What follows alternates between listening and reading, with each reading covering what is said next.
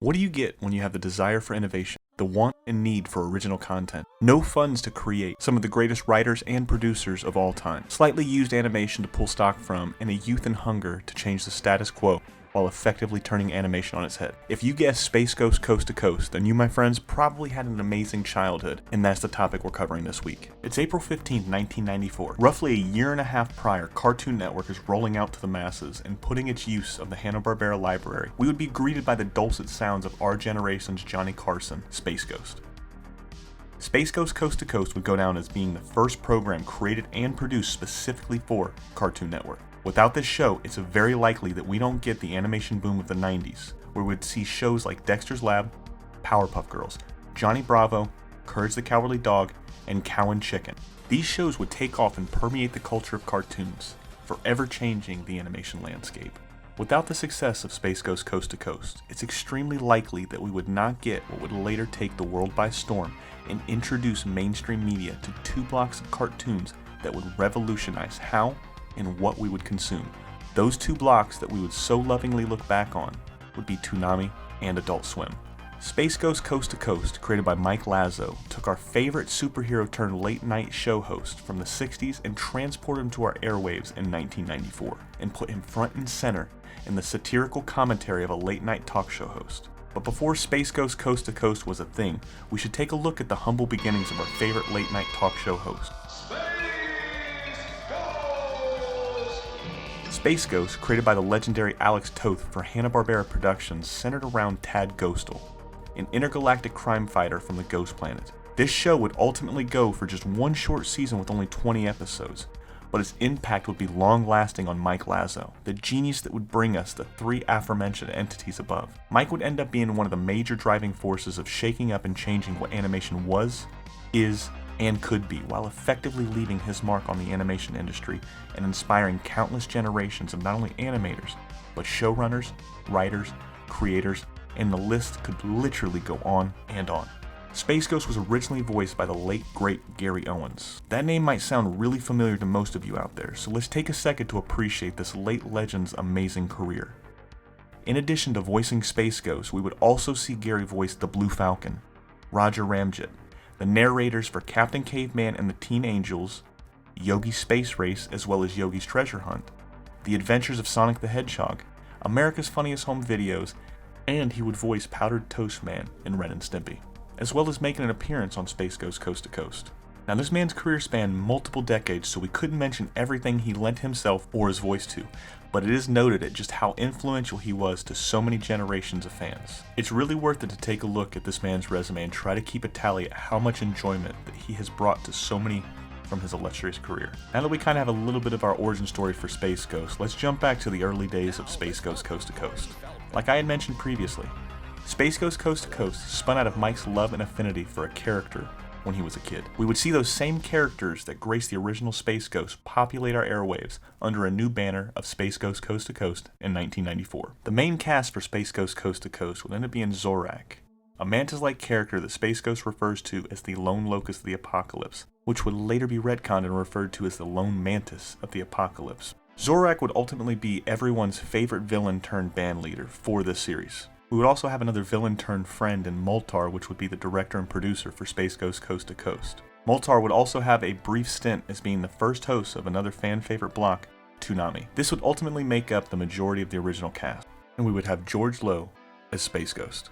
We would see as time went on characters added to the show in some form or fashion, but these 3 would make up the majority of the cast. Zorak and Moltar would both be voiced by C. Martin Croker. The late great Croker would lend his amazing range and quirky sense of humor to breathe life into these characters. As we dive deeper into these 2 characters in particular, Zorak, considered to be Space Ghost's greatest enemy, is arrested, like most villains tend to be, and forced to be the band leader for the original Way Out. Zorak is hands down my favorite character in this entire series. He tries relentlessly to get under the skin of Space Ghost. Zorak for sure has some little brother tendencies and is so flawlessly used throughout the entire series. We would see Zorak stepping out on his own to self-covers of our favorite songs. Songs like Ba Ba Black Sheep of the Family, Rockabye Space Ghost, Moltar Had a Little Laser, and who could forget our favorite nursery rhyme, Good Night, Sleep Tight, Locust Bite.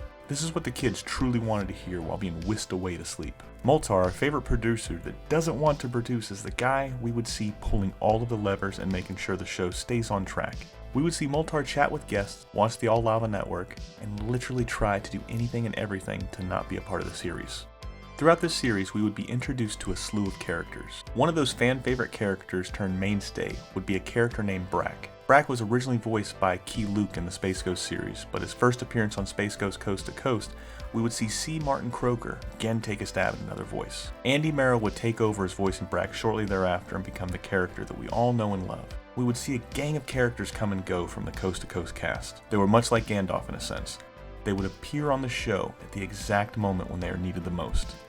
We would see characters like Black Widow, Lokar, Tansut, Metalis, Birdman, everyone's favorite, Chad Ghostal, Jan, Jace, and Blip. While diving deep into this series, I was truly in awe of just how resourceful the folks that had to work on this show. Mike Lazzo has been on record of saying that they had absolutely no money to allocate to original programming for the first 4 years. A lot of folks were working on this in their free time, nights, weekends, and holidays, all because of the lack of funds for original programming coming from Turner. Space Ghost Coast to Coast would ultimately be born out of the frustration and the need to shed the moniker of a rerun network. We would ultimately see 2 pilots for Space Ghost Coast to Coast made. The first would see Gary Owens make a return to the Space Ghost character and voice him in that original pilot. Going back to an IGN article published back in 2003, Mike had this to say about those 2 pilots for Space Ghost Coast to Coast, and originally trying to use Gary as the voice on Coast to Coast. There were 2 pilots done. The first pilot was done on 2 half-inch machines with a Radio Shack mic and a broom closet. This was the Andy Merrill pilot. Andy and Khaki Jones would just go in and they took an old Space Ghost cartoon and they took a Denzel Washington interview and they would just cut them together. That got us the approval, so at that point I hired Keith Crawford, who I knew as a line producer here in town, and Keith knew Matt Harrigan. We then went and said, alright, this could be something, and went and spent $100,000 to have a really slick 2-minute piece done in LA by Patrick Sullivan, with Gary Owens, and we just felt that it lost a little something in the transition. But due to losing what Mike would call the garage feel to it, they knew Gary wouldn't be the voice for their late night host. Mike would go on to say simply because of financial constraints, Gary's hectic schedule, the team doing all the work in Atlanta, that they would have to find another option. This is where we would see not only necessity meeting innovation, but we would also see the entrance of George Lowe. He would enter the scene and our hearts and would ultimately become this generation's Space Ghost. With the cast of Space Ghost Coast to Coast set, the pilot picked up, and a series greenlit from the network exec, we would see Space Ghost Coast to Coast start from humble beginnings and then flourish into what most fans and folks within the animation industry look back as one of the most pivotal times in not just Cartoon Network history, but in animation history as a whole. With the main cast set, we should take a look into the crew that not only helped this series become the juggernaut for Cartoon Network that it is, and was, but also at their contributions to the progression of Cartoon Network. A couple of those names that you might know from many different facets and offshoots of the Cartoon Network brand would live rent-free on our heads effectively forever. Those 2 extensions of Cartoon Network would be Toonami and Adult Swim. The first of those folks being Andy Merrill. Andy Merrill would help write one of the Space Ghost Coast to Coast initial pilots with Khaki Jones. Andy would become the voice for Brack. One of the biggest moments from Andy, at least in my eyes, would be that he was not only the writer and producer for Cartoon Planet, but one of the driving forces behind that amazing cartoon block. Now I won't go too deep into this one because I feel like it deserves an entire standalone episode on itself. So for now, let's put a pin in it, and we'll return to that one at a later date. Andy would also help out with the programming department of Boomerang. We would see Andy's name pop up from series like The Brack Show, Aqua Teen Hunger Force, and Gravity Falls. His contributions to not only Space Ghost Coast to Coast, but to all of Cartoon Network and Adult Swim can never be stated enough. Khaki Jones is one of those people that do not, in my opinion, get brought up nearly enough for what she's done. She was the executive in charge of production for so many of our favorite series, ranging from the extremely early days of Cartoon Network all the way through the cartoon boom and more. She would help write and produce our topic for the day, Space Ghost Coast to Coast, and help lend a creative hand and voice to so many other series throughout her tenure. Keith Crawford was the first person that would ultimately be brought in to help progress Space Ghost Coast to Coast from just a concept to a full-fledged series. Mike had mentioned that Keith was a guy that could be counted on, and he knew how to get stuff done. Another thing to note here is just how important Mike Lazzo Keith Crawford, and Andy Merrill are to what and how we consume animation. These three individuals would be the cornerstones and founders of William Street Production. That'll be another video down the road as well, but this would ultimately be the label that all of our Adult Swim series would be blanketed under. These would be the founders that brought us Adult Swim, and like I said, more to come down the road for sure. If there was one person that could be pointed out in this team that was considered the glue and gave the production that staying power, it would be Matt Maialero. Mike Lazzo mentioned that none of the aforementioned were writers, so we went out and hired Matt, and then to me, that's when the show really came together. Every team is judged by the product that they produce within animation. When Mike needed an editor for the budding late-night talk show, he felt like he looked no further than when Michael Cahill entered the scene. To quote another line from that IGN interview with Mike Lazzo, "So we found our sixth member at that point, which was very, very key in many ways, as important as Andy's pilot. It was the timing and the quirkiness that came out of the early shows, which we cringe to watch these days, but that was Michael Cahill's editing. He brought in something that was striking, and that was kind of the awkwardness of the pacing, that you would buy when you realized you were dealing with the big egotistical superhero interviewing people he really didn't know. There are so many other folks that we just couldn't bring up. But much like raising a child, it takes a village and a major collaboration to raise an animated concept to a series. This show could not have been what it was and still is without the hunger, creative, and artistic prowess that every member attached to this series showcased on each and every episode. What better way to start talking about some of the amazing episodes that graced our airwaves than that beautiful segue? Keep in mind, the show did go on for 11 seasons, so there'd be a lot we just can't cover. Throughout the course of Space Ghost Coast to Coast tenure, we would see a lot, and which honestly is a true understatement. Probably the biggest understatement in the galaxy. From the beginning of the show, we are automatically sucked in. I'll be the first one to admit that I think Space Ghost Coast to Coast has one of the dopest intros of all time. I mean, it directly influenced me when I wanted to get an intro for this channel done. My exact words for what I was looking for was a link to Space Ghost Coast to Coast and make it have these cool ass vibes. The theme song performed by Sonny Chirac would encapsulate the show.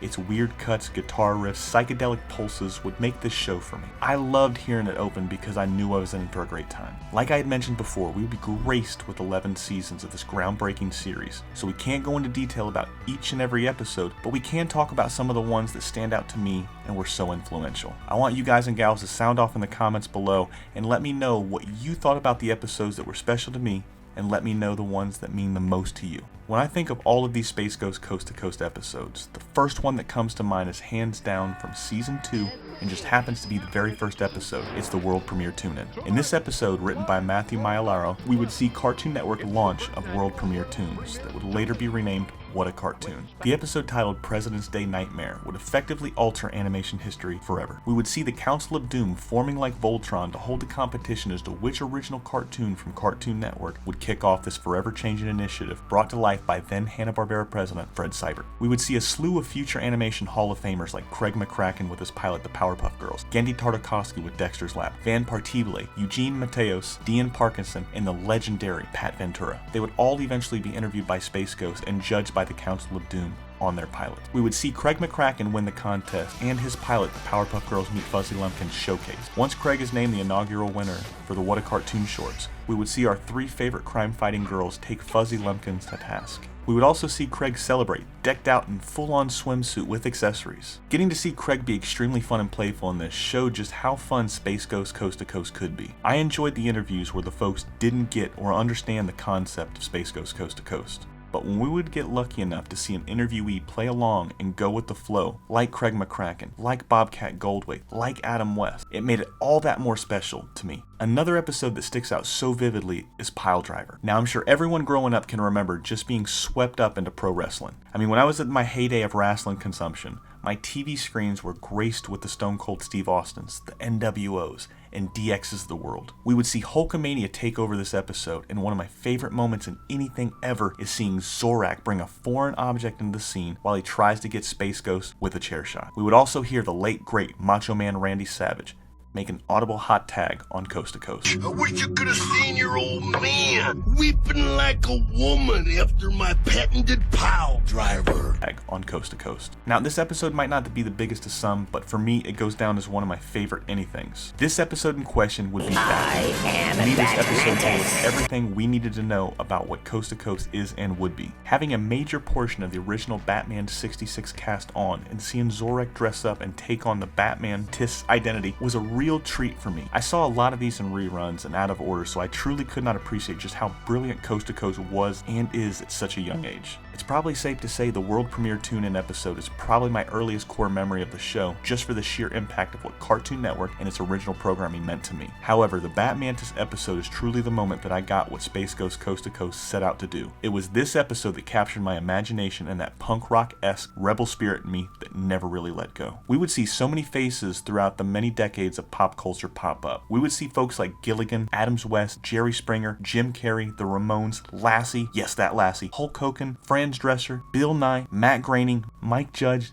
the guy for King of the Hill, and so many other influential people throughout multiple decades of stardom. Throughout all of these guests that would appear on Space Ghost Coast to Coast, there was always one constant: heart. As corny as it may sound, you can truly tell when something is made with love. These characters, these situations, these interviews, and these episodes were so carefully crafted and molded to entertain folks that march to the beat of their own drum. I said in the beginning of this episode that without Space Ghost Coast to Coast, we don't get Cartoon Network Studios. We don't get original programming from Cartoon Network. We don't get Toonami, and we don't get Adult Swim. Cartoon Network would ultimately be a rerun channel. Let's take a second and really unpack that. Without original programming from Cartoon Network, we don't get the genius of Craig McCracken, Gendy Tartakovsky, Van Partibile, David Feast, John Dilworth, and so many other folks that helped these guys and gals become the juggernauts. Without this being seen as a true necessity to separate Cartoon Network from the rest of the pack, we don't get Toonami, which effectively releases the anaconda squeeze that anime has had on our hearts and conscience for almost 30 years. We would miss out on shows like Dragon Ball Z, Full Metal Alchemist, Cowboy Bebop, Sailor Moon, Gundam, and so many other life-altering shows for people. Without Space Ghost Coast to Coast, we do not get Adult Swim, a block dedicated to adult animation.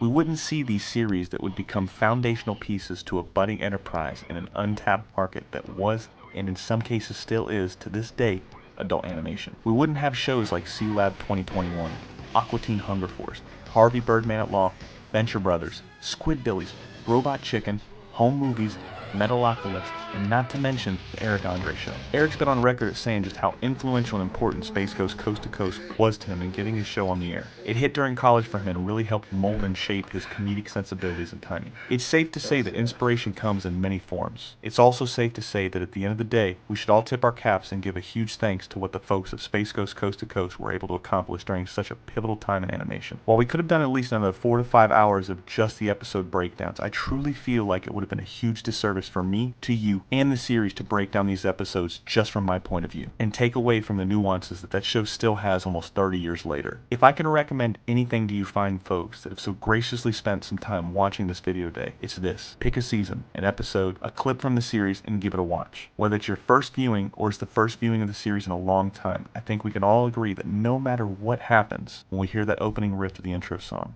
we can be guaranteed a couple things. We're going to be transported to a place where we can have a break from all the external noises and interferences of our everyday life and teleport it into a space where we can laugh and have a great time.